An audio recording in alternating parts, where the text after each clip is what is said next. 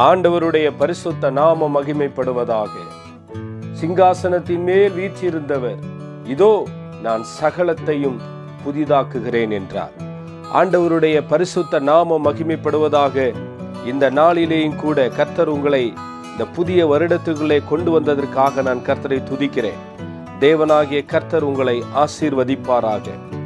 சர்வ வியாபியாகிய தேவன், சர்வ சிருஷ்டிகர்த்தாவாய் இருக்கிற தேவன், சர்வ வல்லமையுள்ளவராய் இருக்கிற தேவன், சர்வ ஞானியாக இருக்கிற ஆண்டவர், சர்வத்தையும் கேட்கிறவராக இருக்கிற கர்த்தர், சகலத்தையும் காண்கிறவராய் இருக்கிற தேவன், மன்னிக்கிறவராய் இருக்கிற ஆண்டவர், எல்லாரையும் வாழ்வு கொடுக்கிறவர், வாழ்வளிக்கிறவர், மரண பரியந்தம் நம்மை நடத்துகிறவர். இந்த வருடத்திலே உங்க வாழ்க்கையிலே சகலத்தையும் புதிதாக்கி, உங்க குடும்பத்திலே, ஊழியத்திலே, தனிப்பட்ட வாழ்க்கையிலே கர்த்தர் மிகப்பெரிய அற்புதத்தை அவர் செய்து அவர் உங்களை நடத்துவார். கர்த்தருக்கு ஸ்தோத்திரம். சகலத்தையும் அவர் புதிதாக்குவார். ஆமென். அவர் உங்களை தாங்குவார். அவர் உங்களை உருவாக்குவார்.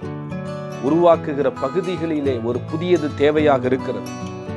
அவரால் எவரையும் மேன்மைப்படுத்த முடியும். கர்த்தருக்கு ஸ்தோத்திரம். Praise the Lord. அவர் உங்களை புத்தி சொல்லி நடத்த அவர் போதுமானவராக இருக்கிறார். அவருடைய கரம் உங்களை ஒருமனப்படுத்தும். உங்களை தேவன் தீங்குக்கு விலக்கி காப்பார். சத்துருவின் கைக்கு உங்களை தப்புவிப்பார். பிணியாளிகளை குணமாக்கக்கூடிய கிருபையை தேவன் உங்களுக்கு தருவார். கர்த்தருக்கு ஸ்தோத்திரம். தேவன் உங்களை பெருக பண்ணுவார். எனக்கு அன்பான தேவ பிள்ளைகள், சிங்காசனத்தின் மேல் வீற்றிருந்தவர் சகலத்தையும் புதிதாக்குகிறார் என்ற வேத வசனத்தின்படி இந்த நாளிலேயும் கூட உங்க குடும்பத்திலே, ஊழியத்திலே, உங்க பிள்ளைங்க வாழ்க்கையில தேவன் சகலத்தையும் புதியதாக்குவார். அதற்கு 4வது வசனத்திலே போட்டிருக்கிறது, அவர்களுடைய கண்ணீர் யாவையும் தேவன் துடைப்பார். ஆமென். விசுவாசிங்க, உங்க கண்ணீர் யாவையும் தேவன் துடைப்பார். இனி மரணம் இல்லை, துக்கம் இல்லை, அலறுதலும் இல்லை, வருத்தமும் இல்லை, முந்தினவைகள் ஒளிந்து போயின என்று விளம்பினது. ஆமென். கர்த்தருக்கு ஸ்தோத்திரம். எல்லாவற்றிலும் இருந்து ஒரு ஜெயம், எல்லாவற்றிலும் ஒரு ஆளுகை, தேவனுடைய சிங்காசனம்.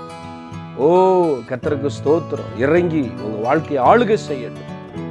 வருஷத்திலேயும் கூட தேவனாகிய கர்த்தர் சகலத்தையும் புதிதாக்கி உங்களை நடத்துவார். நீங்க ஆசீர்வாதமா இருப்பீங்க. கர்த்தர் உங்களை ஆசீர்வதிப்பார். தொடர்ந்து ஜெபம் பண்ணுங்க, பைபிள் படிங்க, வேதத்தை தியானம் செய்யுங்க. கர்த்தர் தாமே உங்களை ஆசீர்வதிப்பாராக. ஆமென், ஆமென், ஆமென். God bless you.